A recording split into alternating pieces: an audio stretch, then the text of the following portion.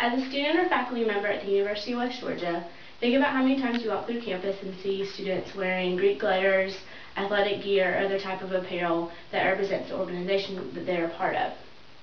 One of the unique aspects of life on college campuses is the opportunity to be a part of many different organizations.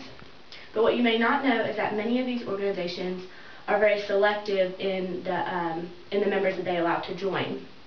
As a method of selection, hazing is used to put individuals through different tests and situations to deem their worthiness of whether or not they can join the organization.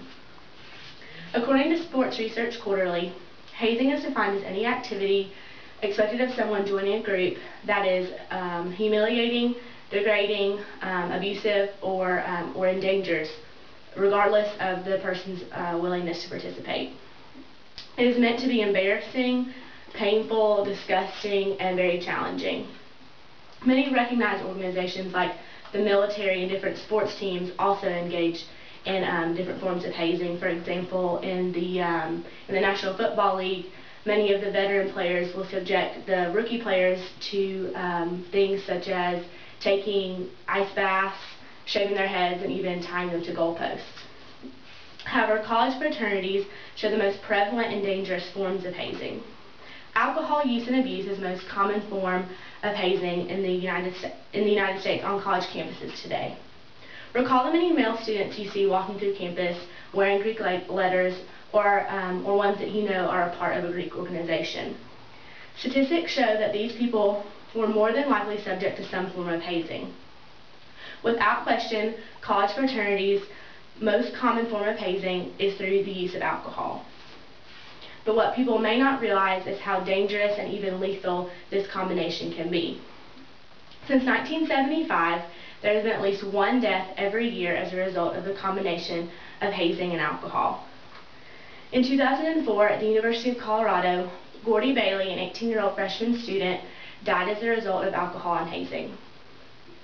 Bailey was taken into the woods along with 26 other members of the Chi Psi fraternity. According to Gordy.org, they were all encouraged to drink very heavily and were also encouraged to drink multiple handles of alcohol. They were all told they couldn't leave until they finished. Heavily intoxicated, Gordy was taken back to the house where he passed out on the couch. Members of the organization then drew obscenities all over his body, and the next morning he was found dead with a blood alcohol content 4 times the legal limit. In order for you to reach this level, you would have to consume over 24 alcoholic drinks in just less than an hour. After Gordy was found dead, his fraternity was shut down and sued. But incidents like Gordy's are not isolated. More recently, George Dezunes, a student at Cornell University, died as a result of alcohol poisoning in 2011. George was a member of Sigma Alpha Epsilon fraternity. He was a leader and an aspiring doctor. During a traditional ritual, George was captured by some of the potential new members of the organization and forced to drink heavily. He was dropped off at home later that night, and the next morning he was found dead by the housekeeper. As a result of Gordy's death, there is a $25 million lawsuit currently taking place, and many members of the organization face years of jail time. While these incidents occur across the country, they are also common on our own college campuses. Every fall at the University of West Georgia, every IFC fraternity begins their new member pledgeship with a party in which they encourage all of their new members to drink. Every single time that these parties are held, these fraternities run the risk of taking someone's life, just like George's and Gordy's.